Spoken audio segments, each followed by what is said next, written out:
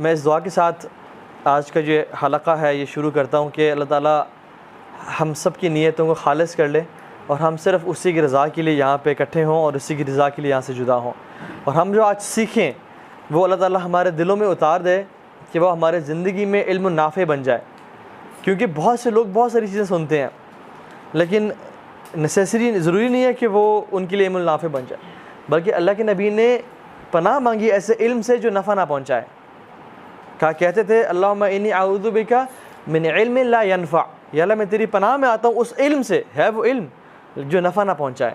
وہ ہم نے سن تو لیا just for maybe motivation, just for having a good time, لیکن اس سے ایکچولی میں نفع نہیں پہنچایا اپنی ذات کو، تو وہ علم کیا ہوگا؟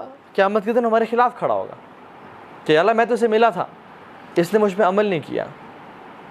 تو علم حاصل کرنا بڑا امپورٹنٹ ہے، لیکن اس پہ علم کرنا، اس پہ عمل کرنا اٹس ویری امپورٹنٹ. اور یہ انسان کی بس کی بات نہیں ہے، یہ اللہ کی توفیق ہے. تو ہم اللہ سے اس کی توفیق کا سوال کرتے ہیں کہ اللہ تعالیٰ ہمیں جو ہم آج پڑھیں گے اس پہ عمل کرنے کی توفیق دیں. اللہ تعالیٰ فرماتے ہیں اعوذ باللہ من الشیطان الرجیم وَلَقَدْ كَانَ لَكُمْ فِي رَسُولِ اللَّهِ أُسْوَةٌ حَسَنَةٌ، تم سب کے لیے اللہ کے نبی کی زندگی میں بہترین نمونہ ہے. Ideal example. If you want to follow anybody, you have a person called Rasulullah sallallahu alaihi wasallam. You don't need Messi and Ronaldo and Brad Pitt as role models. We have Rasulullah sallallahu alaihi wasallam as a role model. لیکن شرط کیا لگا دی؟ یہ وہی انسان ان کو اپنا role model بنائے گا لمن کان یرجو اللہ والیوم الآخر، جو اللہ کی ملاقات کا شوق رکھتا ہے، جس کو یقین ہے کہ میں نے کل اللہ سے جا کے ملنا ہے اور ایک دن آئے گا کہ میں رب العالمین کے سامنے کھڑا ہوں گا، وہ مجھ سے کوشچن کرے گا میری لائف کے بارے میں. تو پروفٹ کو رول ماڈل وہی بنائے گا جو شخص یہ سمجھتا ہے کہ میں نے اللہ کے سامنے ایک دن آ کے کھڑا ہونا ہے. اچھا ہم سب سمجھتے ہیں نہیں سمجھتے؟ ہم سب سمجھتے ہیں، لیکن یقین کتنوں کو ہے؟ یقین بہت کم لوگوں کو ہے. اگر واللہ ہمیں یقین ہوتا نا کہ ہم نے کل اللہ رب العالمین کے سامنے کھڑا ہونا ہے اور یہ زندگی ٹیمپریری ہے، تو ہم اپنی زندگی کا زیادہ پورشن اس ملاقات کی تیاری میں لگاتے اور تھوڑا پورشن اس دنیا میں لگاتے کہ چلو یہ دنیا تو گزر جانی ہے، لیکن میں نے جو اللہ کے سامنے کھڑے ہونا ہے اور جو میرے ہمیشہ کا گھر ہے میں اس میں زیادہ انویسٹ کرتا ہوں، کیونکہ میں نے رہنا بہت عرصے کے لیے وہاں پہ. ابھی ہم کچھ عرصہ پہلے ہنزا کے ٹرپ سے وغیرہ سے ہو کے خنجراب وغیرہ کا، اس میں وی کراس اے برج ریور کے اوپر سے جسٹ ایک شغل کے لیے. وہ بڑا فیمس برج ہے حسینی برج کے نام سے. اس میں ووڈ کے لاگز ہیں اور 2-3 نہیں ہیں اور ایک ہے، جو گئے ہوں گے آپ کو اندازہ ہوگا. بڑا ڈینجرس برج ہے. اچھا اٹس فن. کسی نے آج تک سوچا کہ میں ساری زندگی اب اس پہ گزار لیتا ہوں کیونکہ آ ہی گیا ہوں میں، ایک گزر گاہ ہے تو چلو اب یہاں پہ انویسٹ کرتے ہیں اور گھر بنا لیتا ہوں میں اس برج پہ؟ نہیں، بیکاز اٹس سو ویک اور وہ بڑا ایک ٹیمپریری جگہ ہے کہ انسان وہاں پہ گھر نہیں بنانا چاہتا. تو یہ دنیا بھی نا اللہ تعالیٰ کے ہے، ہاں اس کی قیمت کیا ہے؟ مچھر کے پر سے بھی کم. لیکن still we want to build a house in Islamabad, still we want to invest اپنا سب کچھ کہ یہ مل جائے اور وہ نہ ملے. تو آج ہم انشاءاللہ کچھ بات کریں گے جو اس دنیا کو بھی بہترین بنا دے گا اور آخرت کو بھی بہترین بنا دے گا. ٹھیک ہے؟ تو اللہ کے نبی کو رول ماڈل جان لیں، وہی شخص بناتا ہے جو اللہ سے ملاقات کا شوق رکھتا ہے، امید ہے، اس کو یقین ہے اور آخرت کے دن پہ یقین ہے. ہم سب کو پتہ ہے ہم نے کھڑا ہونا ایک دن، لیکن ہم سب کو یقین نہیں ہے اس بات کا. ایک اور چیز، اللہ تعالیٰ کی بہت بڑی بلیسنگ ہے یہ واللہ.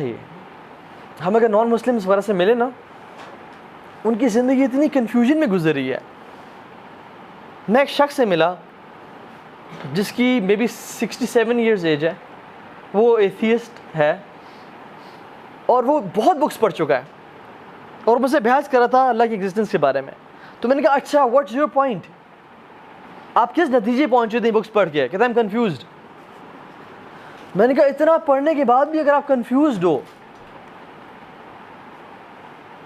بچنا اس بات سے کہ you die confused, because many people they came they remained confused and they died confused.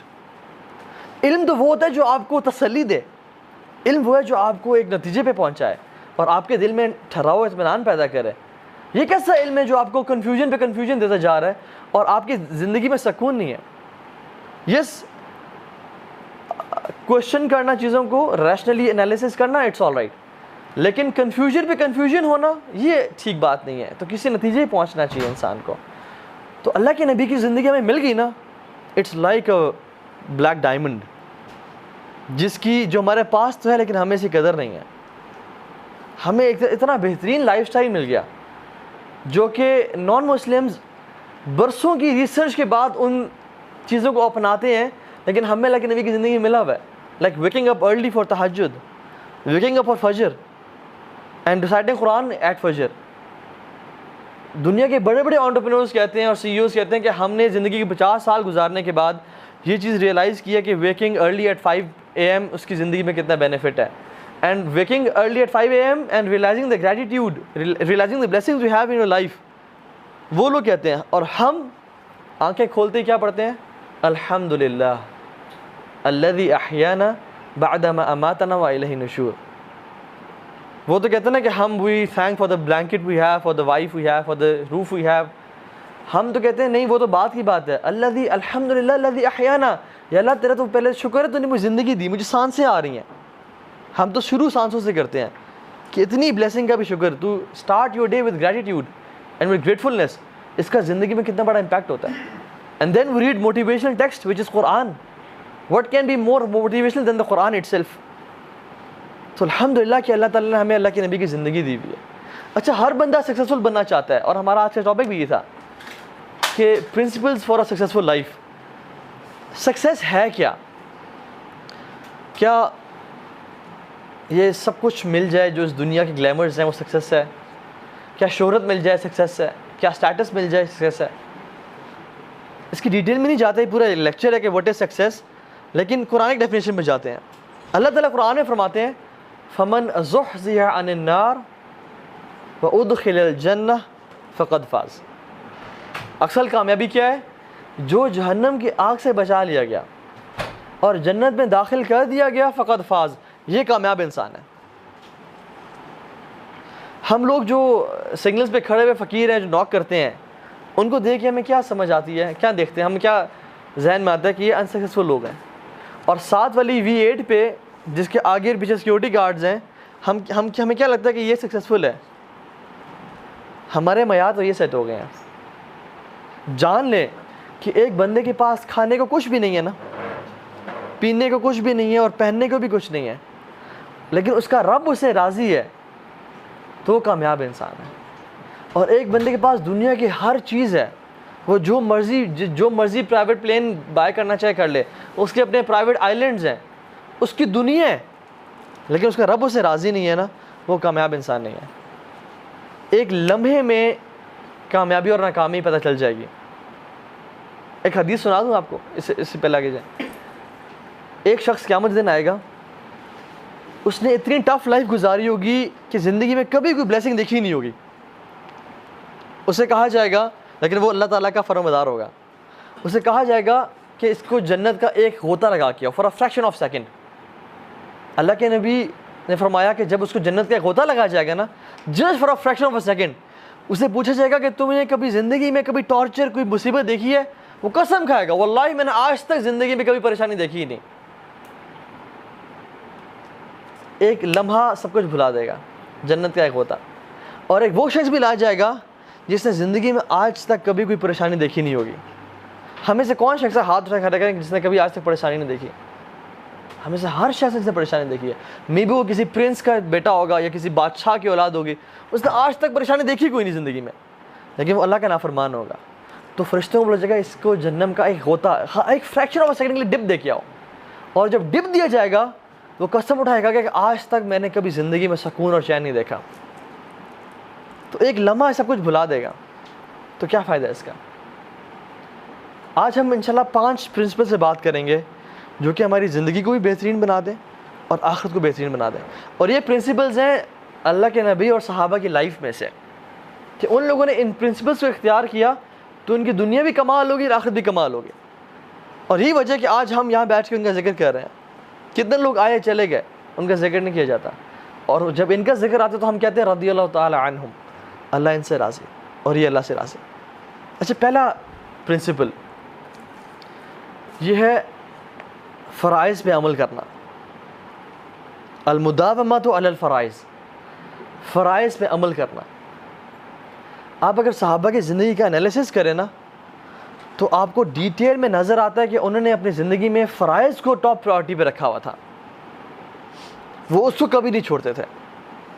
Umar bin خطاب رضی اللہ تعالیٰ عنہ گورنرز کو لیٹر لکھا انہوں نے اور کہا کہ تمہاری سب سے بڑی رسپانسبلٹی وہ نماز کا قیام کرنا ہے, نماز کا پڑھنا ہے. جس نے نماز کی حفاظت کی, من حافظھا وحافظ علیہا, جس نے نماز کی حفاظت کی اس نے پورے دین کی حفاظت کی, اور جس نے نماز کو ضائع کر دیا اس نے اپنے دین کو ضائع کر دیا.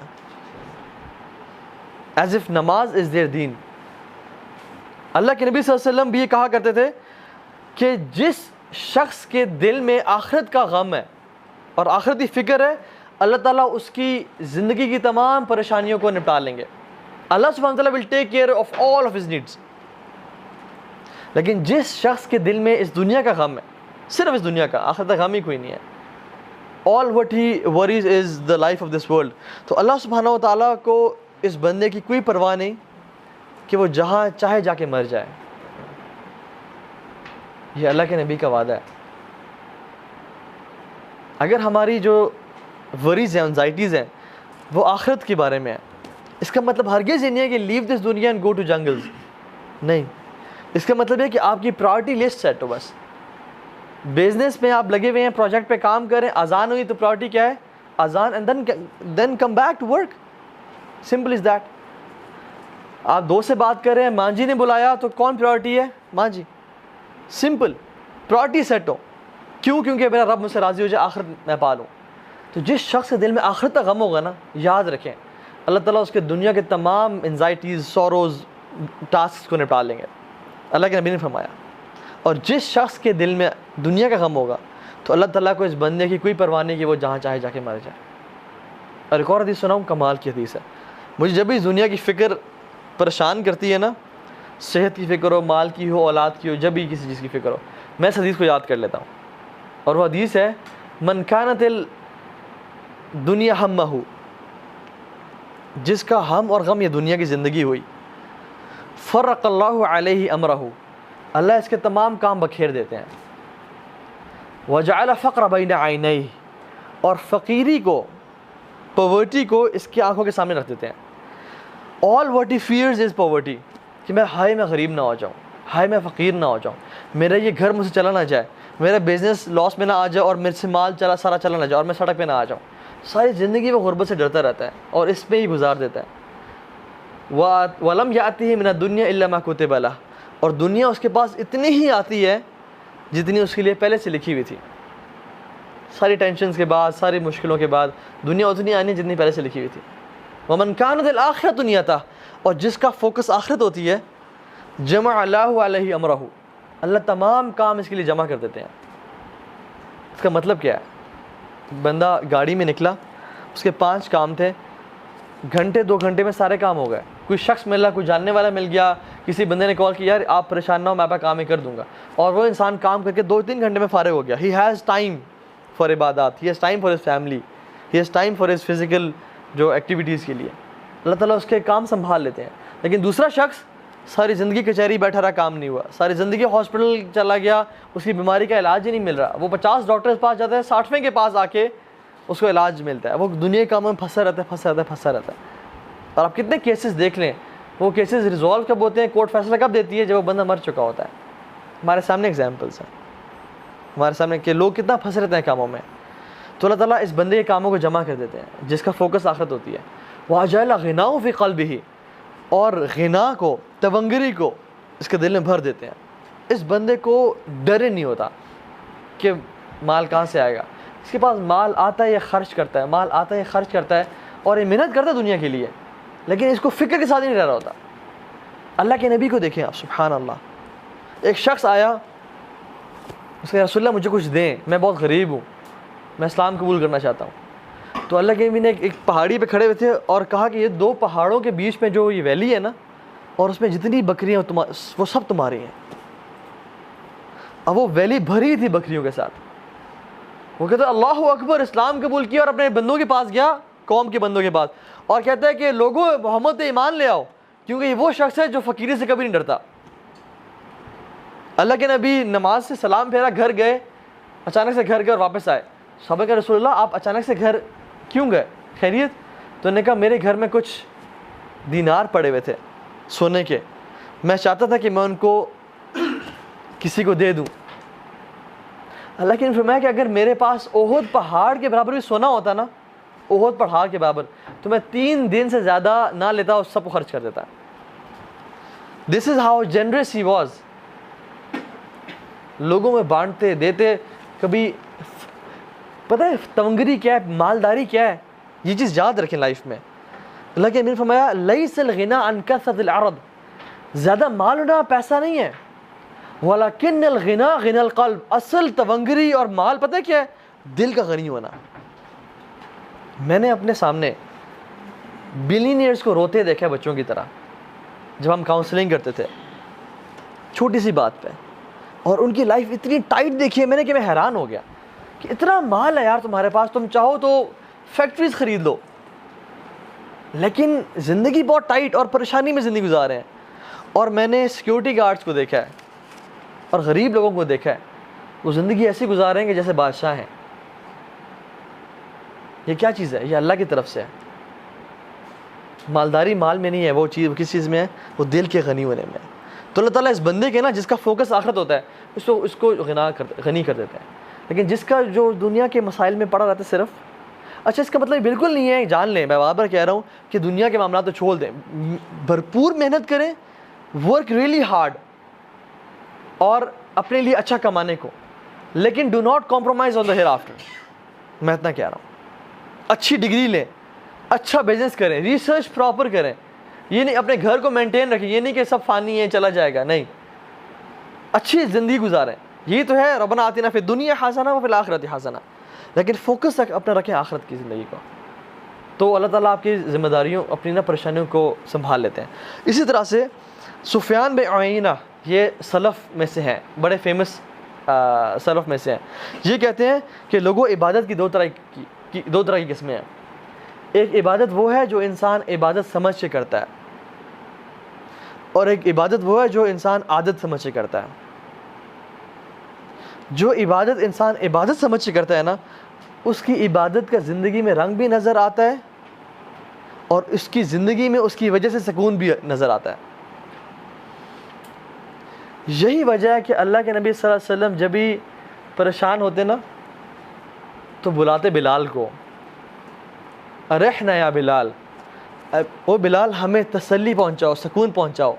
کیسے؟ اذان دے کے, تاکہ ہم نماز پڑھیں اور ہمارے زندگی میں سکون آئے.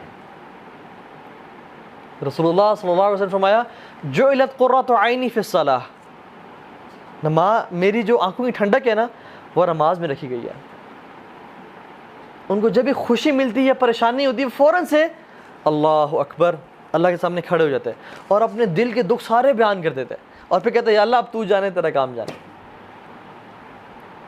ہم لوگ 100 لوگوں کو بتاتے ہیں, مگر جس کو بتانا چاہیے اس کو نہیں بتاتے, اور پھر ہی پریشان رہتے ہیں.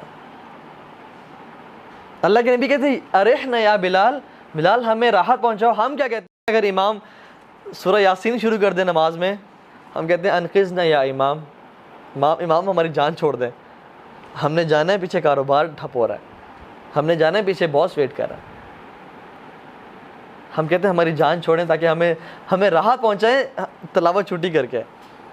لیکن اللہ کے نبی صلی اللہ علیہ وسلم نماز میں کھڑے ہوتے ہیں اور کہتے ہیں ارحنا یا بلال, اے بلال آزان دو اور ہمیں سکون پہنچاؤ.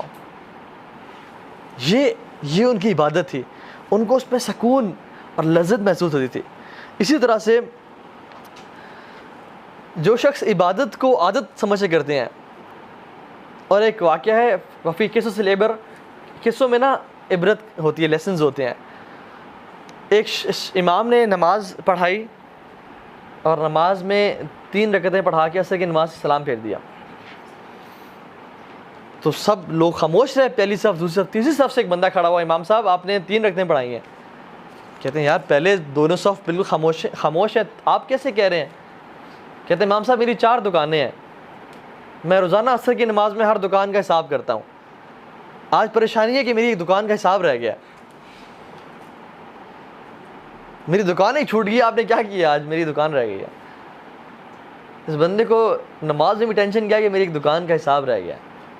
اس طرح سے مجھے پتہ چلا. اور سبحان اللہ ہماری نمازیں دیکھیں انفارچونیٹلی کیسی ہیں کہ اگر امام بھول جائے تو ہم کہتے ہیں ہم کہاں تھے. نماز کے شروع میں ہم نماز میں ہوتے ہیں اور سلام پھرتے وقت نماز میں ہوتے ہیں, بیچ میں ہماری روح اور ہماری سوچیں کہاں کہاں ہوتی ہیں واللہ تعالی اعلم. کہاں کہاں گھوم پھر کے, کبھی آفس ہوتی ہے, کبھی جاب, کبھی یونیورسٹی, کبھی گیمز میں ہوتی ہے, کبھی سکورز میں ہوتی ہے, کبھی پب جی میں ہوتی ہے, کبھی فورٹ نائٹ میں ہوتی ہے, کبھی یوٹیوب میں ہوتی ہے, کبھی کہاں ہوتی ہے. یہ وہ عبادت ہے جو عادت سمجھ کی جاتی ہے کہ انسان ٹکرے تو مارتا ہے لیکن اس کو مزہ نہیں آتا, اس کی لذت محسوس نہیں ہوتی. اشفاق احمد نے بڑا پیارا کوٹ کا, میں نے کچھ دن پوسٹ بھی کیا تھا فیس بک پہ, کہ اگر آپ کو عبادت میں سکون, نماز سے سکون نہیں مل رہا نا, تو سکون سے نماز پڑھنا شروع کر دیں, آپ کو نماز میں سکون ملنا شروع ہو جائے گا. اور عبادت, بلکہ سبحان اللہ سفیان بن عیینہ کہتے ہیں کہ جو شخص عبادت کی عزت نہیں کرتا وہ عبادت کا حق ادا نہیں کرتا. وَمِن تَوْقِيرِ الصَّلَاةِ أَن تَأْتِيَهَا قَبْلَ الْإِقَامَةِ, اور نماز کی عزت کیا ہے کہ اقامت سے پہلے مسجد میں پہنچا جائے. یہ لٹمس ٹیسٹ ہے کہ کیا ہم نماز کی عزت کرتے ہیں, کیا ہم نماز کا حق ادا کرتے ہیں. اگر میں حق ادا کرتا ہوں تو میرے لیے ٹیسٹ کیا کہ میں اقامت سے پہلے مسجد میں آتا ہوں یا نہیں آتا, یا آخری صف میں یا آخری رکعت میں مل رہا ہوتا ہوں. وَمِن تَوْقِيرِ الصَّلَاةِ أَن تَأْتِيَهَا قَبْلَ الْإِقَامَةِ, نماز کی عزت کیا ہے, اس کی تکریم کیا ہے کہ اقامت سے پہلے نماز مسجد میں پہنچا جائے. ایک صحابی رضی اللہ تعالیٰ عنہ اپنے بیٹے سے کہتے ہیں کہ آپ نے فرض نماز ہمارے ساتھ پڑھی؟ تو انہوں نے کہا جی. تو کہتے ہیں ادرکتا تکبیرۃ الاولیٰ, کیا آپ نے تکبیر اولیٰ پائی ہمارے ساتھ؟ تو انہوں نے کہا نہیں پڑھ سکا میں. تو صحابی کیا کہتے ہیں, ان کی فہم کیا ہے قرآن و حدیث کا, کہتے ہیں اگر آپ یہ تکبیر اولیٰ پا لیتے تو یہ آپ کے لیے 100 سرخ اونٹنیوں سے بہتر ہوتی. 100 ریڈ کیملز, ایک تکبیر اولیٰ آپ کے لیے 100 ریڈ کیمل سے بہتر ہوتی. اچھا let's put things in perspective. ہمیں کیا پتا اونٹ اور سرخ اونٹ, ہمیں تو اونٹ نہ دیکھے نہ کبھی سفر کیا. سرخ اونٹ جو اس زمانے میں تھے نا, it was very prestigious thing. جیسے آج آپ کسی کے پاس لیمبرگینیز ہیں نا یا بگاٹیز ہیں, I'm not talking about Mercedes or Audis یا BMWs کیونکہ وہ نارمل ہیں. I'm talking about high end cars, luxury cars, maybe a private jet as well. یہ وہ چیزیں جو سرخ کیمل سے آپ اس کو تشبیہ دے سکتے ہیں. تو امیجن کسی بندے کے پاس 100 لیمبرگینیز ہوں, 100 بلیک لیمبرگینیز ایک بندے کے پاس ہیں. اب صحابیہ کہہ رہے ہیں تمہارے لیے ایک تکبیر اولیٰ 100 لیمبرگینی سے بہتر ہے. Just to make you understand. لیکن ہم لوگ کس طرح سے تکبیر اولیٰ چھوڑ دیتے ہیں, کیونکہ ہمیں احساس ہی نہیں ہے. امام شافعی رحمہ اللہ جو ہے وہ نماز شروع کرتے رات کو, اور نماز پڑھتے پڑھتے نا کہتے ہیں کہ میری رات گزر جاتی ہے اور فجر کی اذانیں انہیں شروع ہو جاتی ہیں کہ مجھے احساس ہوتا ہے کہ میں تو نماز پڑھا تھا اور نماز کس طرح گزر گئی. سبحان اللہ, یہ نماز ہے جو عبادت سمجھ کی جاتی ہے. کہتے ہیں کہ میں ساری رات اللہ اکبر کرتا ہوں اور نماز پڑھتا رہتا ہوں حتیٰ کہ فجر کی اذانیں ہونے شروع ہو جاتی ہیں. اور ہم لوگ سبحان اللہ نماز کس طرح چھوڑ دیتے ہیں. کوئی پروجیکٹ آیا, اسائنمنٹ آئی, نماز چھوڑ دی. اللہ کے میرے صحابی کو کہا تھا کہ اے میرے صحابی فرض نماز کبھی نہ چھوڑنا. ان قتلت او حرقت, چاہے تجھے کاٹ دیا جائے یا تجھے جلا دیا جائے, تو نے فرض نماز نہیں چھوڑنی. عبداللہ بن ام مکتوم نابینا صحابی ہیں اور بزرگ صحابی ہیں. اللہ کے نبی کے پاس عذر لے کے آئے, ایکسکیوزز لے کے آئے, یا رسول اللہ مجھے مسجد سے عذر دیں کہ میں گھر میں نماز پڑھ لیا کروں, مجھے گھر میں نماز پڑھنے کی اجازت دیں. اللہ کے نبی نے کہا کیا عذر آپ کے پاس؟ کہا یا رسول اللہ میں تو نابینا ہوں, میرا گھر مسجد سے بہت دور ہے اور مجھے لانے والا کوئی نہیں ہے, مجھے رخصت مل سکتی ہے؟ تو انہوں نے کہا کہ حل تسمع ندا, کیا آپ اذان سنتے ہیں؟ تو انہوں نے کہا جی یا رسول اللہ, اذان کی آواز تو مجھے آتی ہے. تو انہوں نے کہا پھر آپ پہ فرض ہے مسجد میں آ کے نماز پڑھنا. صحیح مسلم کی روایت میں 3 ایکسکیوزز ہیں, اور روایت میں 3 اور ایکسکیوزز ہیں جو کہ انہوں نے بیان کی. فرمایا یا رسول اللہ میری گھر اور مسجد کے بیچ میں کانٹے اور درخت اور جھاڑیاں ہیں، میرے گھر اور مسجد کے بیچ میں جانور اور درندے ہیں، مجھے ڈر لگتا ہے کہ میں آ رہا ہوں تو مجھے کہیں وہ اپنا نوالا نہ بنا لیں، اور تیسری چیز میرا بڑھاپا میرے اوپر چھا گیا ہے، میں اتنا بوڑھا ہو چکا ہوں، انی کما ترانی، میں ایسا ہی ہوں جیسے آپ مجھے دیکھتے ہیں، means I am so weak and meek, مجھے اجازت دیں کہ میں گھر میں نماز پڑھ لوں۔ تو اللہ کے نبی نے پوچھا کیا آپ کو اذان کی آواز گھر تک آتی ہے؟ تو انہوں نے کہا جی یا رسول اللہ اذان کی آواز تو آتی ہے۔ کہتے ہیں پھر آپ کو نماز مسجد میں آ کے پڑھنی پڑے گی۔ سبحان اللہ، 6 ایکسکیوزز، ایک نابینا ہونا، دوسرا گھر مسجد سے دور ہونا، تیسرا لانے والا کوئی نہیں ہے، چوتھا گھر اور مسجد کے بیچ میں جھاڑیاں ہیں اور درخت اور کانٹے ہیں، پانچواں درندے اور جنگلی جانور ہیں، بھیڑی ہوتے تھے اس ٹائم مدینہ میں، ٹھیک ہے، چھٹا بڑھاپا چھا گیا۔ اللہ کی بھی نے کہا کہ نہیں، آپ کو اجازت نہیں ہے گھر میں نماز پڑھنے کی۔ مجھے اب یہ بتائیں کہ ہم لوگ اللہ تعالیٰ کے سامنے کون سا 7واں عذر پیش کریں گے کہ اللہ ہم تو گھر میں نماز پڑھ لیا کرتے تھے؟ جب ان صحابی کو اجازت نہیں ملی تو ہمیں تو چھینک آتی ہے، ہم گھر میں نماز پڑھ لیتے ہیں۔ ہم تو واٹس ایپ پہ میسیجز دیکھ رہے ہوتے ہیں تو ہماری گھر میں نماز ہو جاتی ہے۔ ہم تو رینڈم ویڈیوز دیکھ رہے ہوتے ہیں اور دیکھتے ہیں کہ وہ نماز ٹائم تو گیا، چلو اب گھر میں پڑھ لوں گا، اللہ اکبر۔ ہم کہاں کھڑے ہوئے ہیں؟ یہ صحابی کو اجازت نہیں ملی، نماز ان کے لیے حکم ہوا کہ گھر میں آ کے پڑھنی ہے آپ نے، اور ہمارا کیا حال ہے؟ سبحان اللہ، this is how important this matter is. اسی طرح سے اللہ کی نے فرمایا صلو کما رأیتمونی اصلی، نماز اس طرح پڑھو جس طرح مجھے پڑھتے ہوئے دیکھتے ہو۔ آپ کو پتہ ہے شیخ البانی کی وہ ایک حدیث لائے ہیں سلسلۃ الاحادیث صحیحہ میں، اور صحیح اوتھینٹک حدیث ہے، اس کو نا انسان دیکھ کے نا پڑھ کے نا تڑپ جاتا ہے۔ ایک شخص ہوگا جو 60 سال کا ہوگا، 70 سال کا ہوگا، سوری، ایک شخص قیامت کے دن اللہ کے سامنے آئے گا اور وہ 70 سال کا ہوگا، تو اسے نماز کتنے عرصے پڑھی؟ 60 سال، کیونکہ 10 سال میں عمر نماز فرض ہوتی ہے۔ اللہ کے نبی نے فرمایا کہ اللہ رب العالمین اس کی ایک نماز بھی قبول نہیں کریں گے،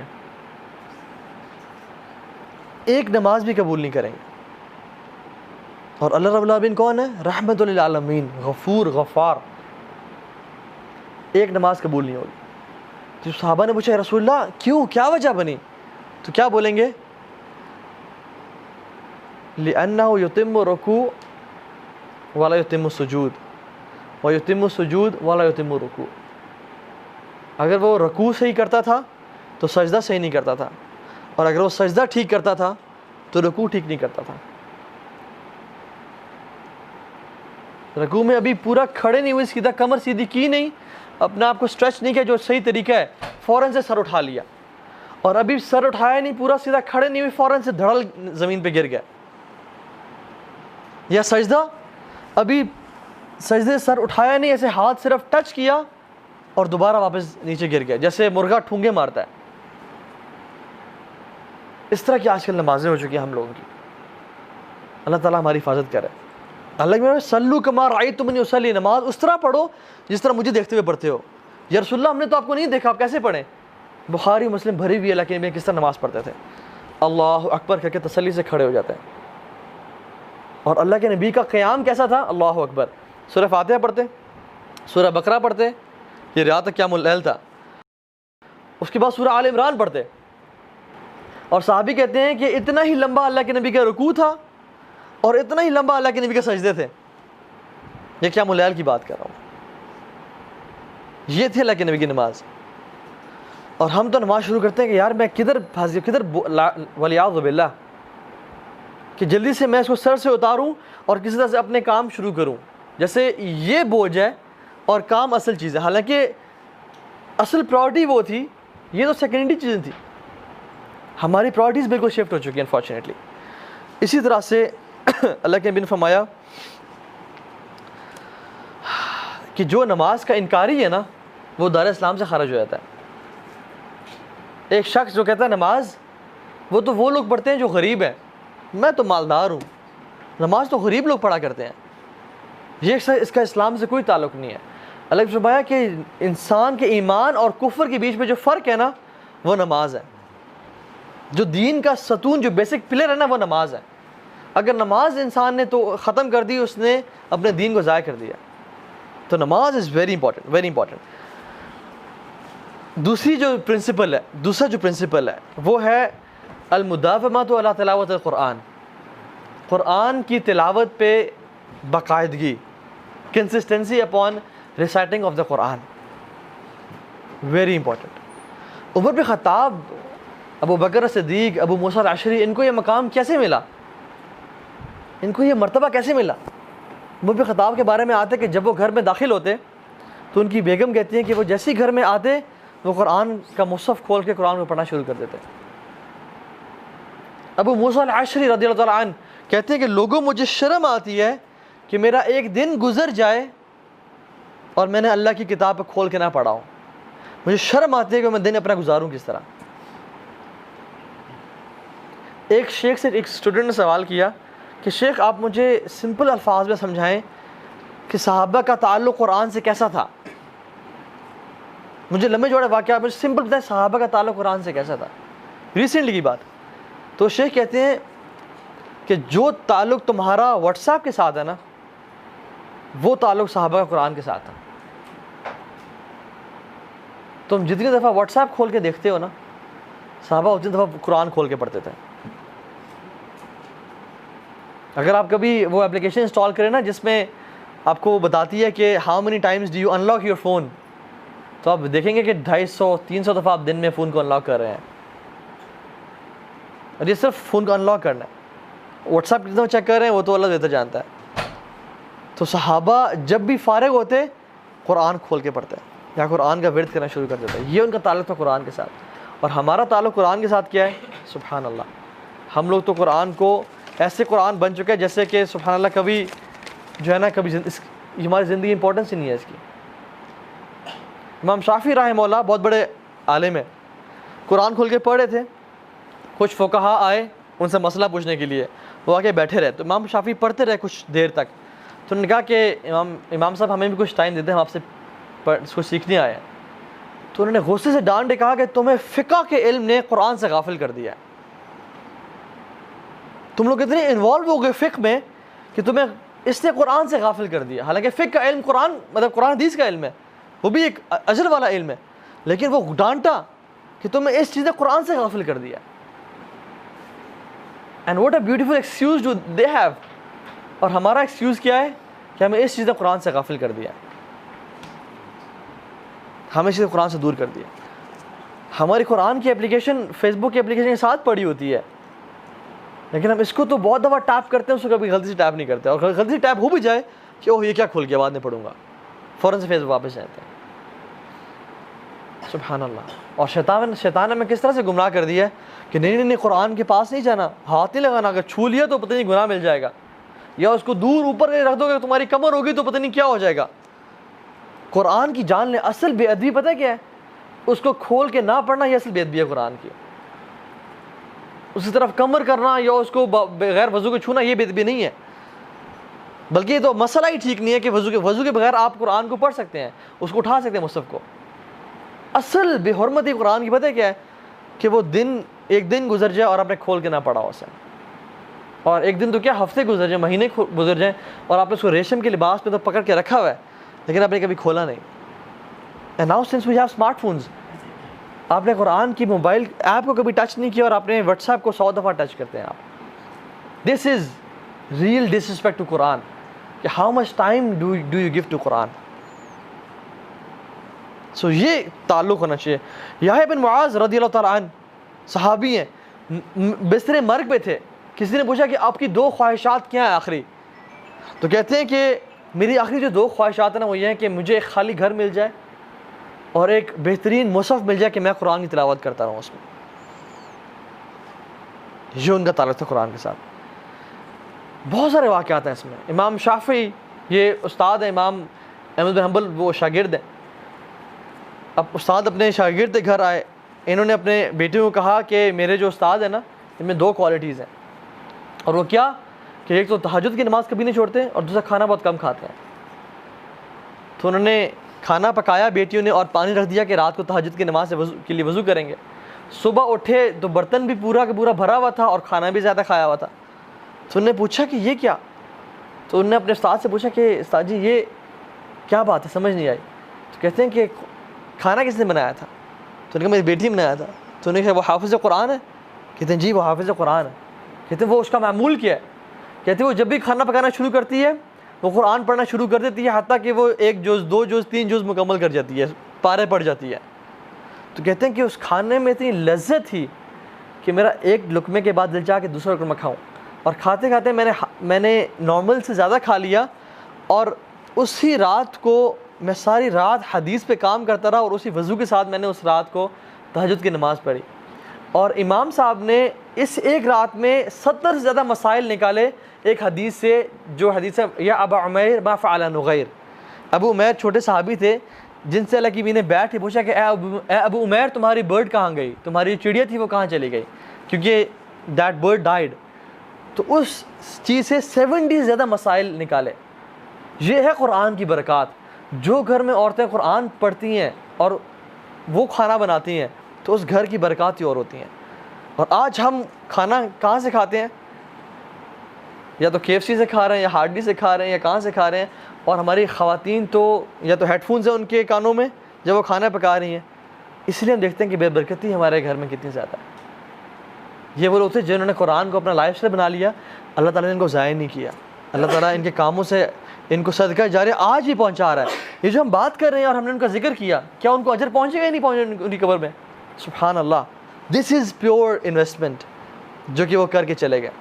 اور اللہ تعالیٰ اپنے قریبی بندوں کو ضائع نہیں کہتا. حل جزاء الاحسان الا الاحسان, کیا احسان کا بدلہ احسان نہیں ہے؟ جو شخص احسان سے اللہ کی طرف متوجہ ہوتا ہے, عبادت کرتا ہے, اللہ بھی اس کو احسان کے ساتھ بدلہ دیتے ہیں. اور وہ بڑا قدردان ہے, رب العالمین بڑا قدر کرنے والا ہے. تیسرا اصول, ہمارے پاس ٹائم کم ہے, I'll quote some واقعات. تیسرا اصول, اپنے دل کو بغض, عداوت, جیلسی سے پاک کر لیں.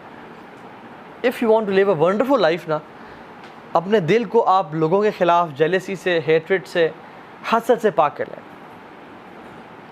دیکھیں ہم لوگ نا, اب آپ لوگ آئے ہوئے ہیں, ایون میں بھی آیا ہوں. میں نے آنے سے پہلے ایک راؤنڈ نیک کی کیجول ٹی شرٹ پہنی ہوئی تھی, لیکن میں نے I was about to leave I thought to wear a collar neck shirt, تاکہ تھوڑا انسان بہت ہی کیجول نہ لگے, ا بٹ فارمل لگے. تو ہم انسان جب بھی یونیورسٹی جاتے ہیں, کالج جاتے ہیں, جاب انٹرویو پہ جاتے ہیں, وی ڈیکوریٹ آور سیلوز, ہم لوگ بال برش کر کے جاتے ہیں, کوئی اپنے آپ کو پرفیوم لگاتے ہیں لوگوں کو دکھانے کے لیے. اللہ تعالیٰ فرماتے ہیں ان اللہ لا ينظر الى صورکم و اموالکم ولکن لا ينظر الى قلوبکم و اعمالکم. اللہ سبحانہ و تعالیٰ تمہارے چہروں کو اور تمہارے مال کو نہیں دیکھتے, وہ تمہارے دلوں کو دیکھتے ہیں اور تمہارے اعمال کو دیکھتے ہیں. تو جب ہم لوگوں کے سامنے اپنی اپیرنس کو سیٹ رکھتے ہیں تو اللہ رب العالمین جس دل کو دیکھتے ہیں اس دل کو ہمیں صاف اور پاک نہیں کرنا چاہیے. دیکھیں یہ جو دل ہے نا, یہ برتن کی طرح ہے, اور جو اعمال ہیں وہ اس میں فلاورز, روزز کی طرح ہیں. اگر یہ برتن ہی میلا اور گندا ہو تو اس میں جتنی بھی خوبصورت چیز سیٹ کر دی جائے, اور یہ ٹوٹا ہوا برتن یا ڈیکوریشن پیس ہی ٹوٹا ہوا ہے, اس میں آپ نے جتنے مرضی ایکسپینسو روزز سیٹ کیے ہوئے ہیں, اٹ وونٹ لک گڈ. تو جب یہ دل ہی اس میں جیلسی ہو, لوگوں کے خلاف نفرت ہو, تو اللہ سبحانہ و تعالیٰ تو دل کو دیکھ رہے ہیں نا, وہ ہمیں دل کی بیسس پہ جج کرتے ہیں کہ یہ بندے کا دل کتنا صاف ستھرا ہے. بلکہ اللہ کے نبی نے تو یہ حدیث فرمائی, کمال کی حدیث ہے, فرمایا کہ کائنات کا بہترین سب سے افضل شخص وہ ہے جس میں 2 کوالٹیز ہیں, صدوق اللسان و مخموم القلب, زبان کا سچا اور دل کا صاف ستھرا. یہ کائنات کا افضل انسان ہے جس کا زبان سچی ہے اور دل صاف اور پاک ہے. اور ہمارے دل والیاذ باللہ آج کل تھینکس ٹو سوشل میڈیا, اس کی وجہ سے تو بہت زیادہ جیلسی پھیل گئی ہے. ایک دوسرے کو دیکھ رہے ہیں اور حسد اور نظر بد اور کتنا کچھ لگتا ہے.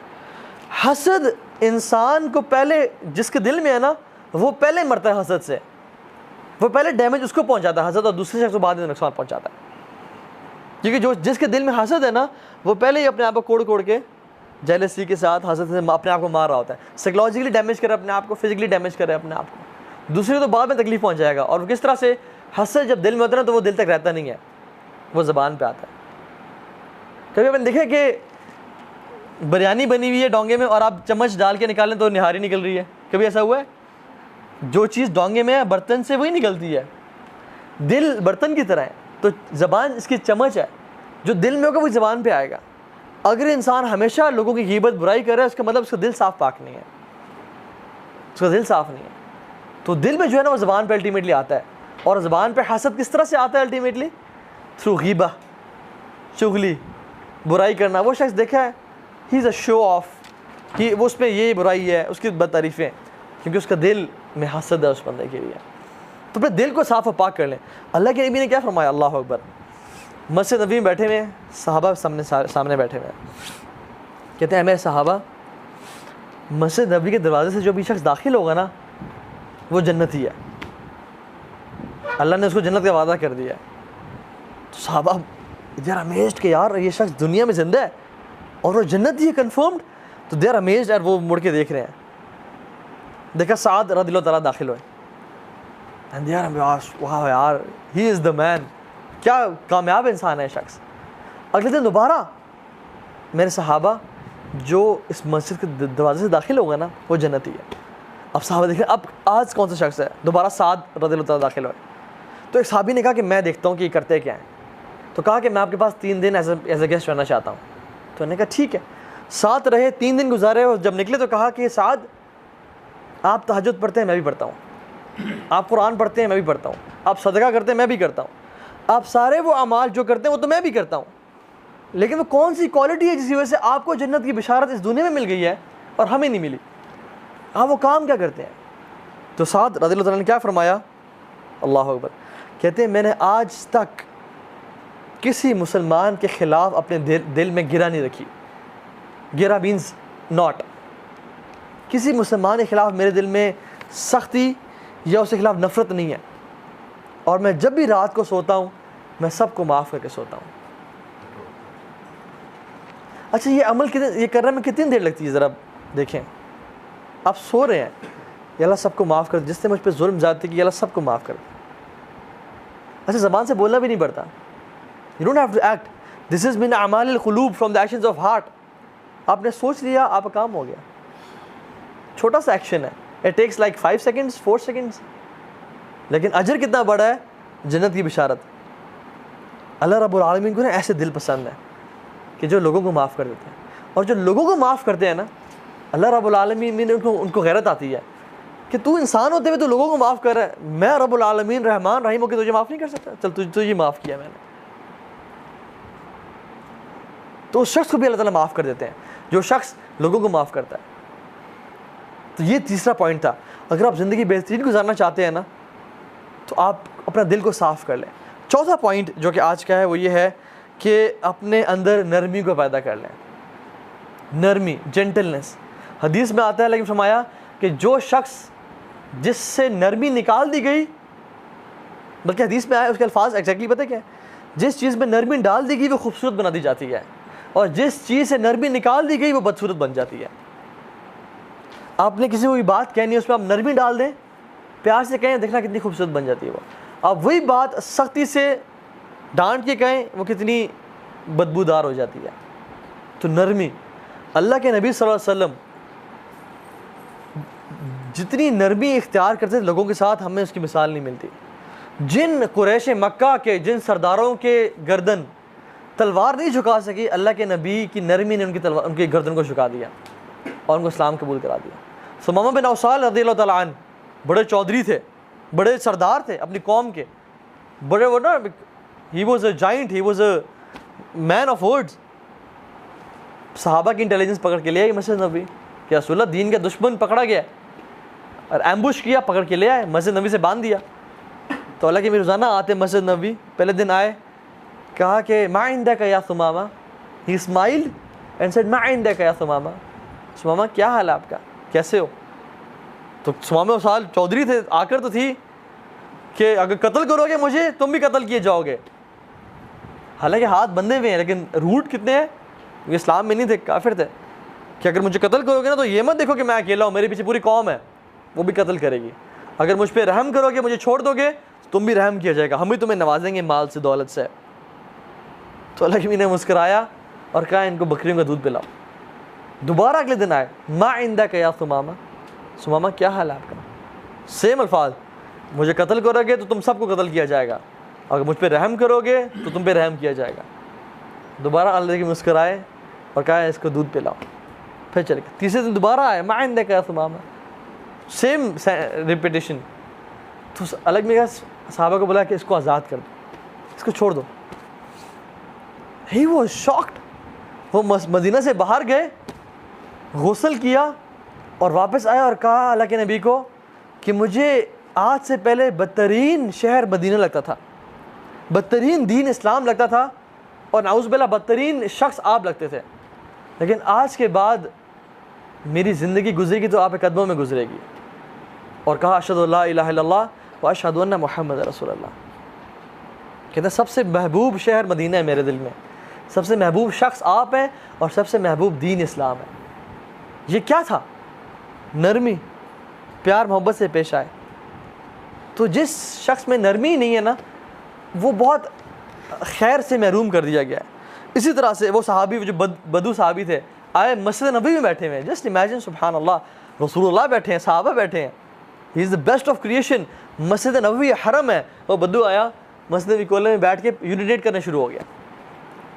صحابہ اٹھے پکڑنے کے لیے, ایسی تیسی تیری کیا کر رہا ہے, جیسے ہم لوگ الگ میں بیٹھ جاؤ بیٹھ جاؤ بیٹھ جاؤ, تم اسے تکلیف پہنچاؤ گے. اب تو وہ شروع ہو چکا ہے, اب وہ روکے گا یورین, اٹھے گا, اور مزید گندگی ہوگی, وہ اپنے آپ کو تکلیف پہنچائے گا, فزیکلی بھی میڈیکلی بھی. It's not right to stop your urine in the middle. تو بٹھا دیا. تو اس نے دیکھا کہ یہ لوگ مارنے کے لیے اٹھ رہے تھے, اس بندے نے بٹھا دیا. تو اس نے جب کمپلیٹ کیا تو لیکن بلایا اس اور کہا بیٹھو.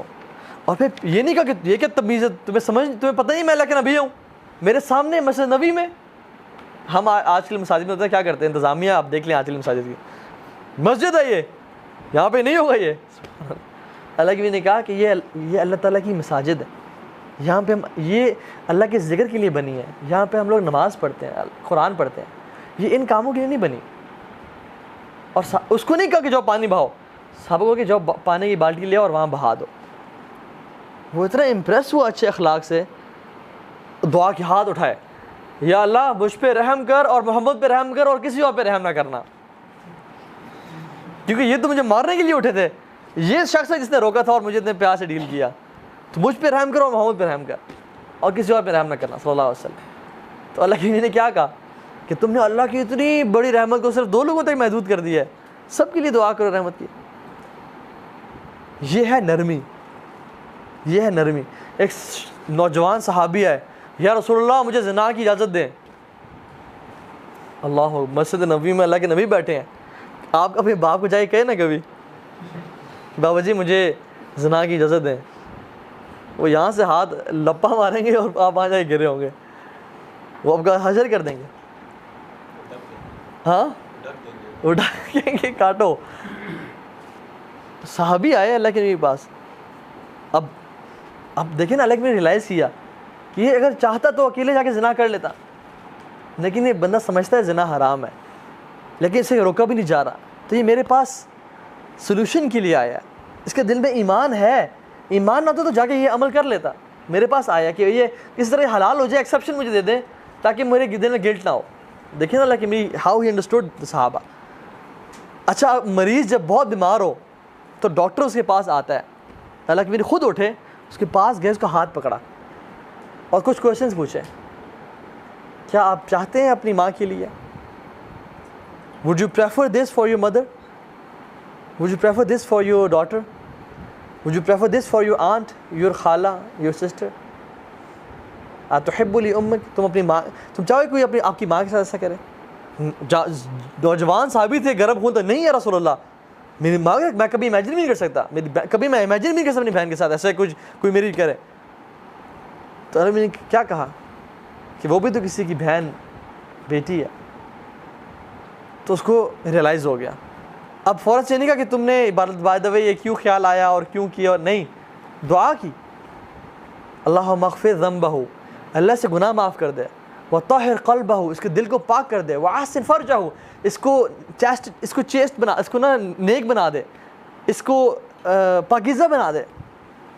اور وہ صحابی ان کے بارے میں آتا ہے کہ انہوں نے آج کے بعد اس کے بعد مرتے دم تک کسی کی طرف آنکھ اٹھا کے نہیں دیکھی. یہ ہے نرمی, یہ ہے نرمی. تو اپنے اندر نا آپ لوگ بڑے ہو کے باپ بنیں گے, ٹھیک ہے, یا کچھ میں آپ میں سے ابھی بھی باپ ہیں, کچھ لوگ بہن کے, کچھ لوگ بھائی ہیں, کچھ لوگ بیٹے ہیں.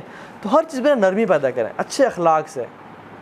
کچھ ٹرکوں کے پیچھے نا بڑی حکمت کی باتیں لگی ہوتی ہیں, اس میں سے ایک بات ہے چلو کوئی گل نہیں. تو اپنی زندگی کو نا اس موٹو پہ گزار دیں. کبھی کوئی بندہ آپ پہ زیادتی کرے, کوئی وہ کرے, تو کہیں چلو کوئی گل نہیں, معاف کر دو اس بندے کو. اس طرح کیا کریں انشاءاللہ. 5واں پرنسپل جو آخری ہے وہ یہ ہے کثرت سے اللہ سبحانہ وتعالیٰ کا ذکر کرنا. بہت امپورٹنٹ چیز ہے. ایک صحابی آیا اور کہا یا رسول اللہ نجات کا راستہ بتائیں, نجات کس میں ہے؟ فرمایا لا یزال لسانک رطبا من ذکر اللہ, اپنی زبان کو اللہ کے ذکر سے تر رکھو, اس میں نجات ہے. اے عقبہ بن عامر, اپنی زبان کو اللہ کے ذکر سے تر رکھو. اپنی زبان کو نا دیکھیں سبحان اللہ, فرمایا من لازم الاستغفار, جو شخص استغفار کو لازم پکڑ لیتا ہے کیا ہوتا ہے؟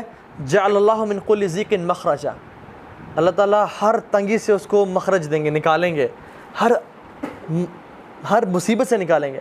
ومن کل حم فرجا ویرزقہ من حیث لا یحتسب, ہر مشکل سے نکالیں گے, ہر غم سے نجات دیں گے, اور اس کو وہاں سے رزق دیں گے, کیش دیں گے جہاں سے اس نے کبھی امیجن نہیں کیا ہوتا. فرمایا طوبی لمن وجد فی صحیفۃ استغفار کثیرا, glad tidings to the one who found استغفار in his book with abundance. خوشخبری ہو اس بندے کو کہ جو قیامت کے دن آیا اور اس نے اپنے اعمال نامے میں کثرت سے استغفار کو دیکھا. سبحان اللہ. امام احمد بن حنبل سفر کر رہے تھے, بڑا فیمس واقعہ ہے. سفر کر رہے تھے, رات لیٹ ہو گئی, مسجد میں اجازت ہے کہ میں رات یہاں رہ لوں, تو انہوں نے کہا نہیں آپ یہاں رات نہیں رہ سکتے. تو ایک نان بنانے والا گزر رہا تھا, تو انہوں نے کہا آپ کیوں بزرگ کو تنگ کریں, بزرگ آپ میرے پاس آئیں, بابا جی میرے گھر رہ لیں. تو انہوں نے کہا ٹھیک ہے. تو وہ جب گھر لے کے گیا تو وہ رات کو نان, وہ تو آٹا گوندتا تھا, آٹا گوندھ رہا اور کہتا ہے استغفر اللہ استغفر اللہ. امام احمد بن حنبل رحمہ اللہ بیٹھے ہوئے ہیں, کہتے ہیں آپ کو اس ذکر نے کبھی زندگی میں فائدہ بھی پہنچایا ہے؟ تو انہوں نے کہا آپ کو میں کیا بتاؤں. وہ اپنے پوچھ لیا ہے, پہلے میں غریب تھا, فقیر تھا, جب سے میں ذکر یہ کرنا شروع ہوا ہوں مال اتنا ہے کہ سنبھالا نہیں جاتا مجھ سے, اور ہر دعا میری اللہ رب العالمین نے قبول کی ہے. بس ایک دعا جو رہ گئی ہے. کہتے ہیں وہ کیا؟ کہتے ہیں سنا ہے کہ امام احمد بن حنبل بڑے امام ہیں, ان سے ملاقات کا شوق ہے, وہ آج تک قبول نہیں ہوئی. امام احمد بن حنبل کہتے ہیں کہ وقد جریرت الیک جرا, ایسے لگتا ہے کہ مجھے آپ کے پاس گھسیٹ کے لایا گیا ہے آپ سے ملاقات کروانے کے لیے. میں ہوں امام احمد بن حنبل. یہ ہے توبہ استغفار کے فائدے, یہ ہے توبہ استغفار. کثرت سے استغفار پڑھا کریں زندگی میں. اللہ کے نبی اپنی ایک محفل میں, ایک سیٹنگ میں 70 سے 100 مرتبہ استغفار پڑھا کرتے تھے, ایک سیٹنگ میں. اور کثرت سے درود پڑھیں, کثرت سے درود پڑھا کریں. ایک صحابی ہاتھ اٹھائے اور دعا مانگنے شروع ہو گئے. تو اللہ کی نے کہا کہ تم نے بہت جلدی کی ہے, پہلے اللہ کی حمد بیان کرو, پھر مجھ پہ درود پڑھو, پھر دعا مانگو. تو انہوں نے کہا کہ ٹھیک ہے رسول اللہ, میں آئندہ اللہ کی حمد بیان کروں گا, آپ پہ درود پڑھوں گا اور پھر دعا مانگوں گا. تو انہوں نے کہا فَإِن زِدْتَ فَهُوَ خَيْرٌ لَكَ, اگر مجھ پہ درود زیادہ پڑھو گے تو تمہارے لیے مزید بہتر ہے, میرے لیے نہیں, تمہارے لیے بہتر ہے. تو انہوں نے کہا ٹھیک ہے رسول اللہ کہ I'll recite 1/3 درود اینڈ 2/3 دعاز. انہوں نے کہا فَإِن زِدْتَ فَهُوَ خَيْرٌ لَكَ, اگر تم درود اور زیادہ کر لو گے تمہارے لیے بہتری ہے. تو انہوں نے کہا ٹھیک ہے رسول اللہ میں 2/3 درود پڑھا کروں گا آپ پہ, اور اس کا 1/3 دعا کیا کروں گا. فَإِن زِدْتَ فَهُوَ خَيْرٌ لَكَ, اگر تم اور زیادہ کر لو تو تمہارے لیے فائدہ ہے. انہوں نے رسول اللہ آج کے بعد آپ پہ میں درود ہی پڑھا کروں گا بس. انہوں نے کہا اگر تم یہ کرو گے تو اللہ تعالیٰ تمہاری تمام پریشانیوں کو ختم کر دے گا اور تمہیں ہر مشکل سے آزاد کر دے گا. جے اللہ کے نبی درود پڑھنا. جو شخص صبح اور شام اللہ کے نبی پہ 10 دفعہ درود بھیجتے ہیں, اللہ سبحانہ و تعالیٰ اس کے تمام فرشتے اس پہ 70 مرتبہ درود بھیجتے ہیں, 70 ٹائمز. اس کے درجات بلند ہوتے ہیں, اس کے گناہ معاف ہوتے ہیں, اس کی نیکیاں لکھی جاتی ہیں. سو مچ ریوارڈ. اور ایک اور حدیث پتہ ہے کیا آتا ہے؟ سبحان اللہ, ہم چاہتے ہیں کہ اللہ کے نبی کے سامنے ہمارا نام لیا جائے. کون کون چاہتا ہے کہ اللہ کے نبی کے سامنے ہمارا نام لیا جائے؟ ہر بندہ چاہتا ہے. ایک حدیث میں آتا ہے کہ جو شخص مجھ پہ درود بھیجتا ہے نا, میرے میں روح ڈالی جاتی ہے اور مجھے اس کا درود پہنچایا جاتا ہے. اللہ کے جو فرشتے ہیں نا, نورانی مخلوق, وہ اللہ کے نبی تک اس بندے کا درود پہنچا. جسٹ امیجن سبحان اللہ کہ رسول اللہ صلی اللہ علیہ وسلم کے سامنے یہ کہا جائے کہ یا رسول اللہ آپ کا بندہ عبداللہ بن عبد الرحمن اس نے آپ پہ درود پڑھا ہے. سبحان اللہ. تو اللہ کے نبی پہ تک درود پہنچایا جاتا ہے. شیخ صالح المغاسمی ہیں, وہ کہتے ہیں کہ ان کا آپریشن ہوا, ہارٹ سرجری ہوئی, اور ان کے نا ہارٹ بلاکیج تھے, بہت ساری آرٹریز بلاک تھیں اور سٹنٹس ڈلے ہوئے تھے, تو بہت ایشوز تھا ان کے اس میں. تو وہ کہتے ہیں کہ it was a lengthy operation. کہتے ہیں کہ میں بڑا پریشان تھا. ڈاکٹرز نے میرا آپریشن کیا, سکسیزفل ہو گیا الحمدللہ, ٹانگیں لگا دیے, میں اٹھا تو آئی واز ریلیکسڈ. لیکن کچھ دیر بعد ڈاکٹرز دوبارہ آنے شروع ہو گئے, اور جو ساتھ مشینس تھیں ان میں نا پی پی پی کچھ ہونے شروع ہو گیا, اور ایک ڈاکٹر آ رہا, دوسرا, تیسرا, چوتھا. یہ عرب کے بہت بڑے داعی ہیں, شیخ صالح المغاسمی, ابھی بھی زندہ ہیں رحمہ اللہ. تو ڈاکٹرز آئے اور وہ کہتے ہیں کہ میں اب تو بہت پریشان ہو گیا کہ اب کیا ہو رہا ہے. تو انہوں نے ان کی شکل پہ نا پریشانی دیکھی, میں مزید پریشان ہو گیا. تو انہوں نے کہا کہ آپ کے جو بلاکیج تھے نا وہ سم تھنگ ہیپن کہ بہت زیادہ نا بلاک ہو گیا, and we have to reoperate you again. تو ہمیں دوبارہ کھول کے سرجری کرنی پڑے گی. تو کہتے ہیں کہ پہلی سرجری میں تو I was a but relax, لیکن اس دفعہ میں بہت پریشان ہو گیا. تو وہ لوگ جب گئے اپنے ایکوپمنٹس لینے کے لیے اور اپنے چیزیں لینے کے لیے, تو کہتے ہیں آئی واز ریئلی ورڈ. کہتے ہیں کہ میرے ساتھ ایک نا آئی تھنک لیبنانی نرس کھڑی ہوئی تھی. وہ مجھے کہتی ہے کہ یا صالح صلی علی محمد, اے صالح اللہ کے نبی پہ درود پڑھو. اور کہتے ہیں کہ میں اللہ کے نبی پہ درود پڑھنا شروع ہو گیا اس یقین کے ساتھ کہ اللہ کے نبی نے فرمایا کہ اگر تم مجھ پہ درود پڑھو گے تمہاری ساری پریشانیاں ختم ہو جائیں گی اور تمہاری ساری مشکلات کا حل نکل آئے گا.